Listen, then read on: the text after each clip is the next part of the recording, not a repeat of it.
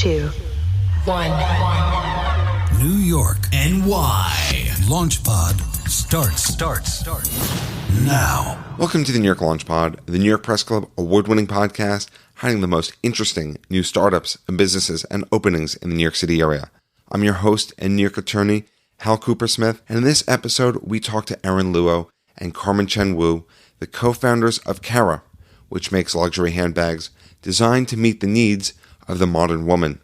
Caraa is a brand with deep roots in New York that blends luxury with functionality. What makes the brand special, and what's the product special, right, to Carmen's point, is the emotional connection between her aesthetics, right, that connects with the consumers when she or he sees it. That's the juju. In this episode, we discuss the extensive research that Aaron and Carmen did before launching the brand, their design process, Caraa's unique place in the fashion industry, and at the end, a sneak peek at Caraa's next big product that is definitely something you will not want to miss. And before we go to the interview, if you are a fan of the New York LaunchPod, please subscribe on your podcast listening app. And for news and updates, sign up for our monthly newsletter at nylaunchpod.com.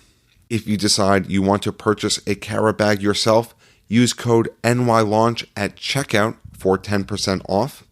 With that, let's go to the interview. So you guys have developed a brand based off of movement. Is that right? That's right. So, taking a step back, as a luxury consumer myself, when we first started the brand, we just felt that both for women and males market, that the products were, especially the contemporary luxury market, the products were expensive. I've personally felt that the value proposition wasn't there. And most importantly, we felt that the product weren't functional enough. Don't get me wrong, there's a lot of beautiful bags out there in terms of the craftsmanship, construction, aesthetically speaking. But when it comes to functionality, we just felt that wasn't enough for, I think, an active lifestyle that we lived. So when we first started the brand, because we were moving constantly from one place to another, right? So think about, we wake up at 7, leave the house, take meetings, go to PR meetings, goes to vendor meetings, supplier meetings, constantly on the move. And then, when we can, try to work out. And we just didn't really have a bag that we could actually transition with us throughout the movement within the day. So, that's kind of the thesis, really, when we first started the brand and say, why can't we create a product that looks awesome, that still used some of the materials used by traditional luxury brands, but still had the functionalities that we need that can transition with us throughout the day. So luxury, movement, we've captured that. We normally talk about this at the end, but it seems like it's a very New York style brand. Luxury, high-end, and people back and forth doing that active lifestyle that you just talked about. How did that inspire what you're doing? So I think it is true when I think about kind of our customer base. It's very much in the urban setting where she is constantly commuting, right? So if you are, let's say, driving, perhaps you don't really use your bags as much as if you were commuting in the subway, taking the bus, riding a bike. And so it's a very female-focused brand. Very, very female-focused. I mean, we do have a unisex line that we launched last year, but even today, I think the brand is very much female-centric. So it is true as far as like who she is. She's very urban, and she is constantly commuting. Well, the research aspect is really interesting. I want to know a little bit more in terms of what research you're doing and what is going into that, because to the extent you're filling in a hole within the market, how did you identify that hole, and what is your target consumer needing? When we first started the brand, we did a bit of a market analysis, right, in terms of segmenting the market a little bit. And we felt that either you have the fast fashion brands, which the products were very fashionable, but doesn't really last. So quality-wise, there's something to be said there. You have that group of brands. Then you have the traditional sports brand, right, where it's very functional, but I think something to be said about perhaps aesthetically not really that pleasing, right, especially for the female consumer. And then you have the luxury brands where it's very well made, very expensive, but not really that functional. So we first felt that there's something to be said for somewhat of a white space. This was 3.5 years ago. For a bag that it's in a contemporary price point, but yet very functional, very durable, and very aesthetically pleasing to the eye. So that's how we initially identify kind of the market. How did you identify that? Because what you are saying makes sense, but how did you identify that as a pain point? Yeah, so it's a combination of just working with a data company to kind of look at the market at macro level and see what other brands, how much market segmentation they have. So more of a kind of a study that we did around that. Before you launched, you did a study. So that to give us kind of the macro insight, right? And obviously, Carmen and I both come from the fashion world, from the kind of consumer standpoint, and even just from the industry insider standpoint, we feel that was true. The data was telling the truth in terms of what was out there. Right? So that's kind of how we initially started thinking about, perhaps there's something here. So you have this idea, you want to test it, you go to a data company and say, is my thesis correct? Step number one, right? Step number one. So that was the first thing, just to kind of get a sense of, hey, directionally speaking, am I off base or am I directionally marching in the right direction? Turns out you're not off base. And exactly. The data came back and said, you know what? Something here, test it, right? Now, we didn't go from there to like, sure, let's go out there and build a brand and 100 SKUs, right? So we initially started the brand with one SKU, with actually one bag, really. Till today, it's our best-selling bag, it's our studio bag. So we started there and tested the market, right? What's interesting, I think, how that bag came to life, and I want to touch on the point about how we go about design. It's very much a combination between, I think, empirical data, or I would say rational data, and irrational feelings. And let me explain. And I would love to hear, kind of Carmen's thought on this, because she's really the artist here in this equation. You guys are co-founders. Yes. I thought you would know Carmen's thoughts. I do. I think I do. Most of the days. For the most part. So when it comes to functionality, right? The way we go about design is that we capture the information from either a focus group or a group of ambassadors that are very close to the brand. So these are, athletes, actresses, house moms, anybody that are close to us that we think that lives our lifestyle, that would give us the feedback in terms of what is the ultimate bag that she needs to withhold her active lifestyle. So when it comes to functionality, I think that's very much almost like empirical exercise in terms of gathering data from our customers. And you've gathered this data. So who is the she? What is the prototypical customer? We call her the full contact woman, right? So she wakes up at 7, gets out of the door. Sometimes she exercises in the morning. Sometimes she exercises in the afternoon. And sometimes she's a mom with 2 kids, so she has to drop the kids off. So I mean, we don't like to really kind of put boundaries in terms of who she is, but in general, she's a millennial and she is very active and she lives in the urban areas, right? So that's where we got our data when it comes to functionality in terms of what she needs. And high income, right? Because they're pretty expensive High bags. income, or at least cares about fashion, right? And then when it comes to design, right? That's where I think the irrational part comes in, right? That's the feeling part that Carmen infuses. I mean, she is the creative director of the company. She, to a certain extent, is the one who's taking the data and infusing her vision into bringing a product to life. And to a certain extent, we always say this, she is the one who's telling the consumer what she needs before she even knows she needs it. So Carmen, how are you able to identify what this full contact woman needs before she's able to identify it? So I would say for the creative process, it always starts from an emotional standpoint. Like it's the first design is always comes from an emotional point of view that comes from me as a designer. But once that view is set out, then I work almost as an engineer to think through what things can I do to this design to make it just so much more functional and helpful to the end user. And what's very good about our supply chain is that we can afford to bring in very limited small batches so that we can afford to continuously refresh those batches and make the changes that are necessary. Like, for example, our first style and most successful one to date is called the studio bag. And this bag is like the Cadillac of handbags. It converts from... Cadillac. Yeah, that's what people call it that. Yeah. It's a backpack that you can convert into a crossbody,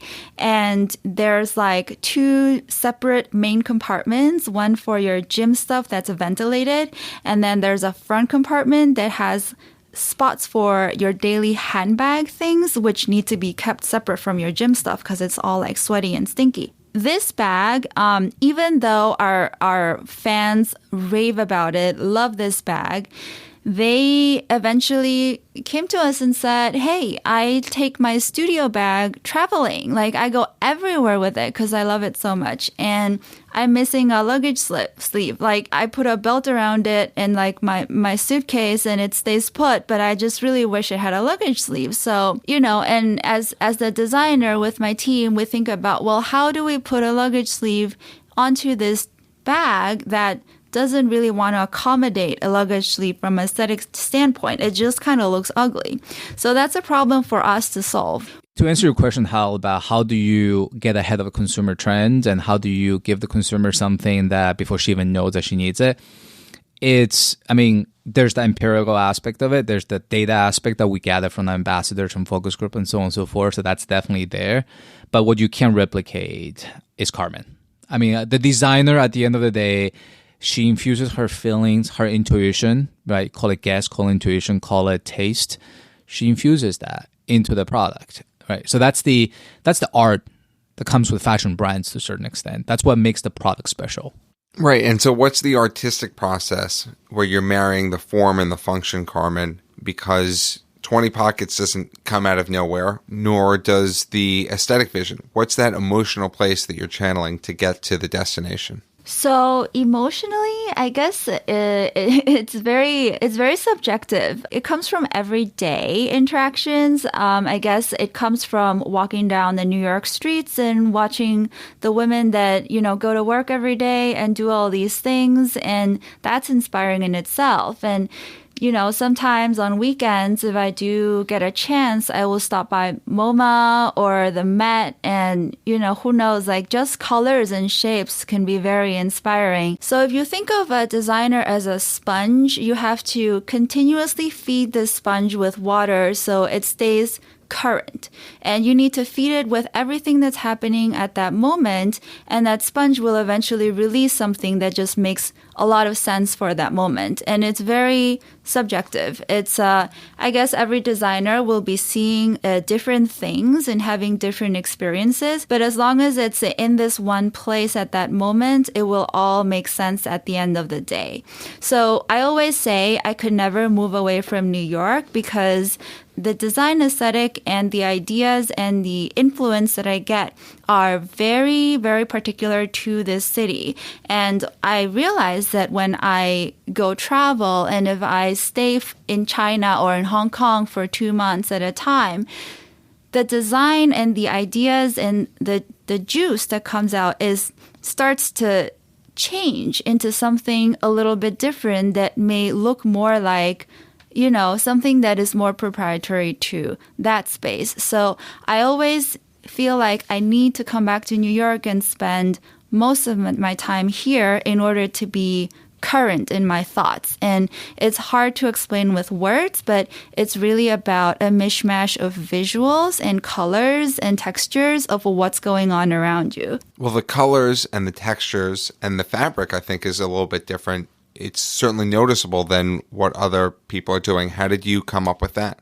I would say that our collections are built upon things that are extremely familiar to everyone because at the end of the day, the things that attract us emotionally are familiar things. They are not things that are completely alien and new.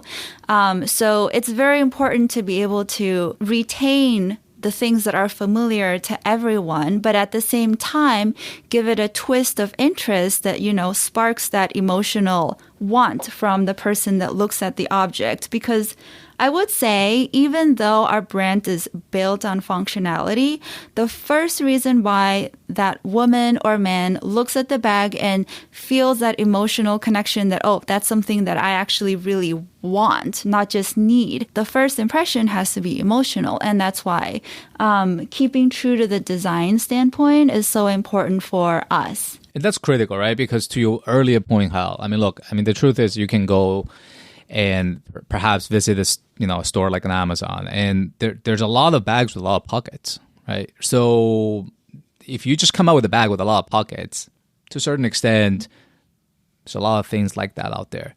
What makes the brand special, and what's the product special, right, to Carmen's point, is the emotional connection between her aesthetics, right, with that connects with the consumers when she or he sees it. That's the juju, you know. It's hard to describe to a certain extent. I mean, it's almost like talking to a Picasso or talking to an artist, right, and asking him, where do you draw inspiration, you know? And I think it's very personal. It varies depending on the artist, on the designer to a certain extent. We try to have that balance between kind of the artistic side, the irrational side, the emotional side, together with the intelligence that we can gather from the market.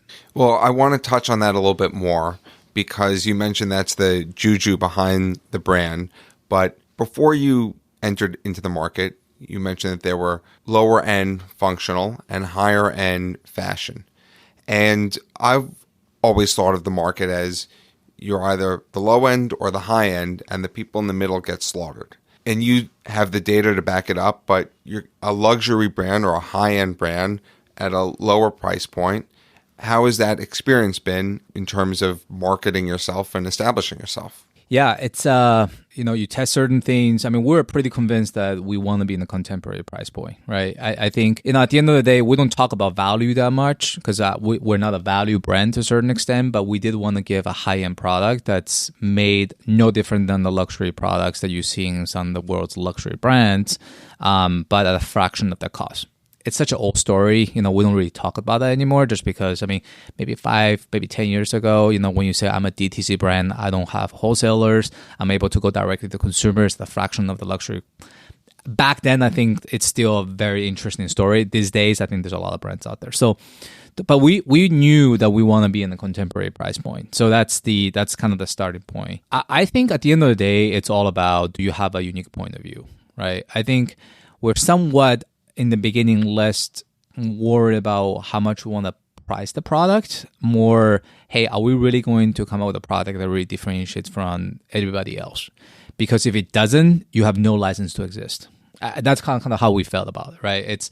There's so much noise out there in the market in any verticals, you name it, right? Not just in handbag, but apparel, shoes, and there's so much product that I feel like as a newcomer back then, if we didn't have a unique point of view, we just should not enter. And we did. We did our analysis, we did our focus group, we did our homework, and tested that there was a viable market out there for that contemporary price point, but make a product that's beautiful, well crafted, yet very functional and very relevant to her lifestyle.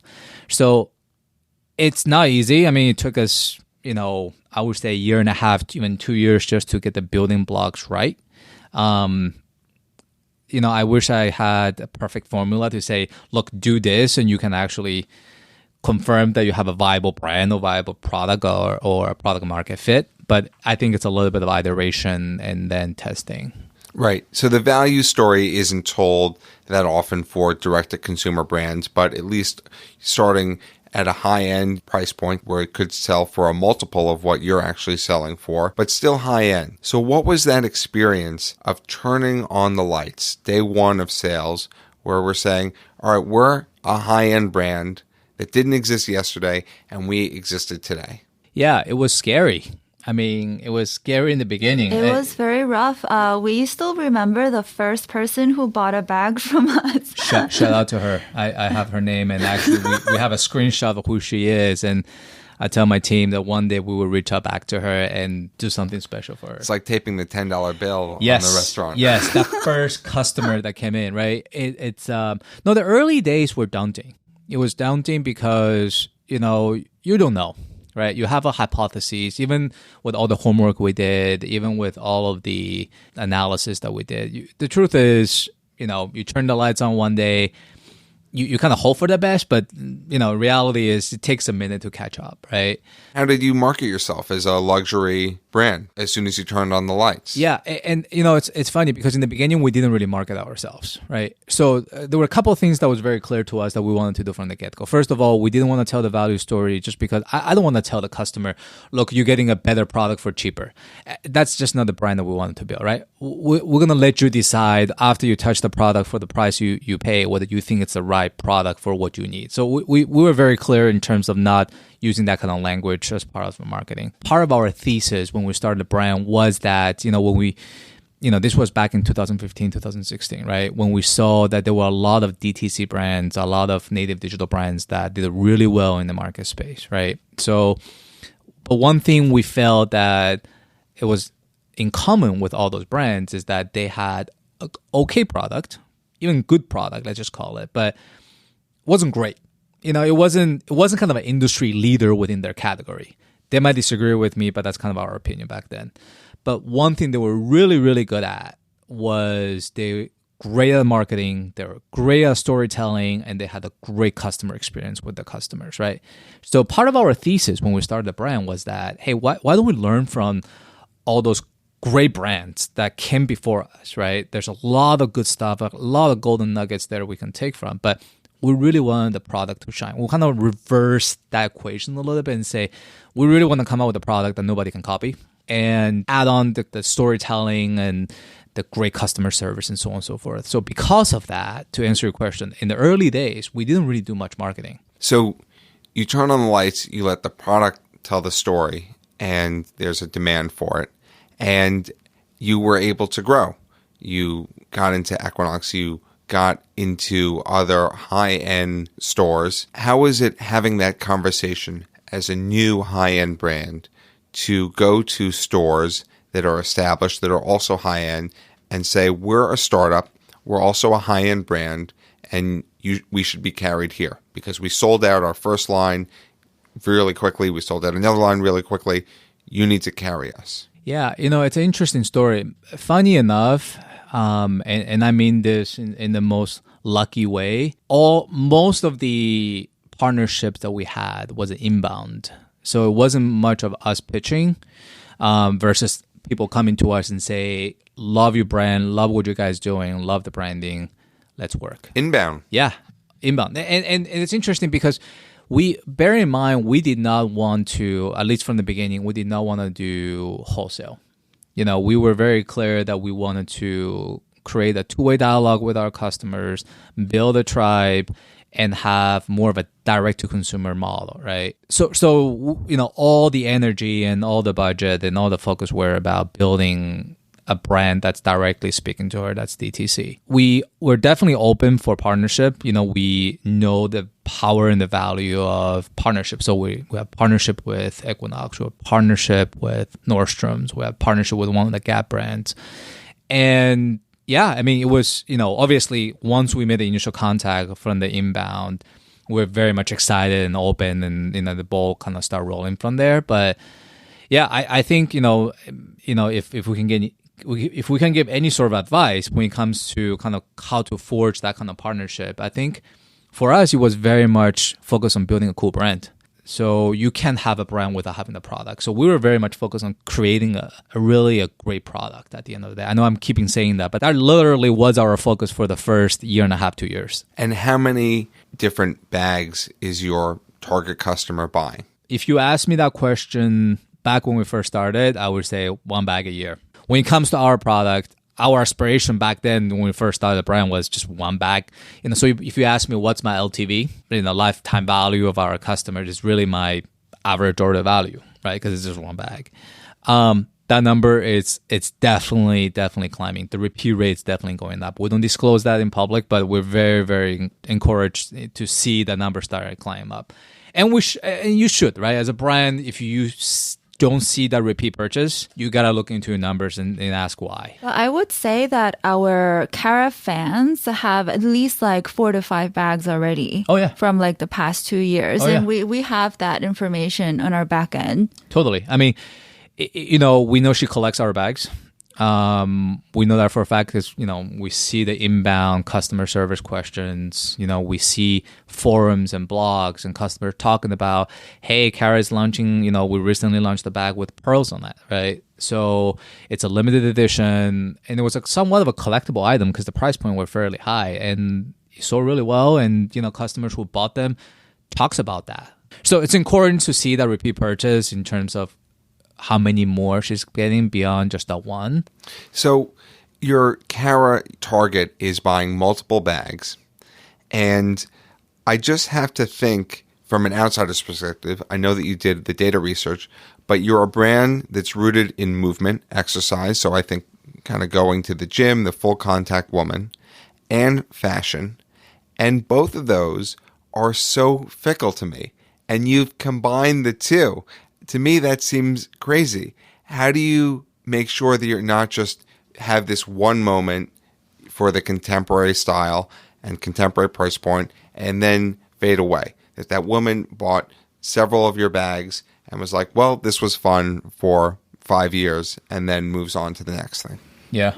Well, we create styles that are truly different from each other. And what we say is that every person is different and every day in that person's life is different. So from Monday through Friday, you need different bags for different occasions. So although like our bags are very multi-purpose and they can fit a lot of bills throughout the day, still she will need a big bag versus a small bag versus a weekender. And we do offer all those options. So she knows that Caraa bags carry all of those functionalities that she didn't really think about before and that will help her. So she will trust us and come back to us for, that next bag that she needs. She wants to go travel. Oh, and she gets a bigger bag. Or she just wants a bag to go to the supermarket with, and she will come and get a small bag from us. But she always knows that all those bags come with a little bit of a surprise and something that's unexpected that they don't have from bags from other brands before. Yeah, and I would say too, it comes back to our mission, right? If I think about kind of who we are, like what's our license to exist, ultimately we are in the business of making high fashion or fashion in general more functional. Everything we do is around that concept. That's kind of our crusade mission in life. To answer your question, sports bag is where we are rooted. We started with that, but if you look at our assortment and how we are evolving or how we will be evolving, we're expanding beyond that. So to Carmen's point, it's about understanding what does she do, what's her lifestyle like, where does she go, what does she need, and then providing her with bags or beyond bags, right? Other categories that she would need in order to complement her lifestyle. Other categories, you're teasing something. Yeah, well, I nothing yet in the works. We talked about that. We talk about it constantly. It's a tricky one because we always thought that we want to be in accessories only, right? That's our forte in terms of design expertise from Carmen's, our supply chain expertise from our family background. We always knew or decided back then that this is the category we're in. But as our tribe, our community grew and kind of expanded over time, we get questions all the time. Are you going to have a travel outfit for us? And are you going to ever get into shoes? Just because I think, the customers became in love with the brand, right? With the aesthetic of it, with what the brand stands for. So they're asking for more. Again, I'm not going to spoil anything and in terms of categories, but never say never. Well, I just want to go back to the point of my original question, which is in this age of Instagram and the influencer and a high-end brand, for the moment to not expire, where this was the cool item to have as a fashion item for this period of time, and now we've moved on to something else because someone else did market research to find another hole in the market. With that in mind, how do you prevent yourself from maybe expiring, or to put it more positively, to stay relevant? Yeah, so we don't expire old styles that our customers love, but at the same time, every season we do bring a couple or more of new things. And because our Caraa aesthetic is so malleable, it's not set in one type of fabric or one color like a lot of other fashion brands would have, like signature bags. When you see a Caraa bag, you can recognize it, but they can be wildly different from each other. So every season, we do allow ourselves to bring in the newest and the coolest, and they're always fresh styles. That's how we stay relevant. And so you tease a little bit of the categories that you're thinking about, anything that people can look more forward to in the future? We have a game-changing diaper bag or baby bag that's coming up in late summer, early fall that I think is going to be a game changer for the category. It's over a year in development, right? So it's we didn't want to release it just for the sake of releasing a new product, but we work with an awesome group of moms just to kind of shadow her, right, and learn from her in terms of what works, what doesn't work, what do you need? And not only the mom, the dad, right? Because a lot of time we found out is that the dad ends up carrying the bag, right? So if that's the case, hey, what are you looking for, right? So we did a lot of market research. Obviously, Carmen infused herself in terms of aesthetically speaking, what the bag should look like. I think that's going to be very exciting. It's the diaper market. I think it's an interesting market. It's new for us, so we will see. I think other brands has dapper into that space a little bit. I fundamentally changed. This is going to be a game changer in terms of the diaper bag. Well, it sounds like there are many wonderful items and many more things to come. That is a wonderful note to end things on. Aaron Luo, Carmen Chen Wu, thank you for stepping onto the New York Launch Pod and sharing your time with us. Thanks for having us, Hal. Thank you for having us. It's been fun. How do people learn more about you and Caraa Sport and all the things that are going to happen in the future? So definitely check out our website at caraasport.com. We reveal a lot of cool things there. You can subscribe to our newsletter through email. Sign up to our Instagram. We reveal a lot of cool content, I think, on Instagram at Caraas Sport. So, and look, if you're out there looking for the next generation functional bag, check us out. And if you have any feedback on what you're looking for, if you don't find what you're looking for on the website, send us a note. We always want to hear from our customers, all leads. And if you want to learn more about the New York Launch Pod, you could visit nylaunchpod.com for transcripts of every episode, and you can follow us on social media at nylaunchpod. And if you are a super fan of the show, Carmen and Aaron, are you super fans of the New York Launch Pod? We love the show. Absolutely. If you love the show like Carmen and Aaron, please leave a review on Apple Podcasts. It is greatly appreciated and does help people discover the show. Thank you for listening to this episode of the New York Launch Pod. For more information, please visit nylaunchpod.com.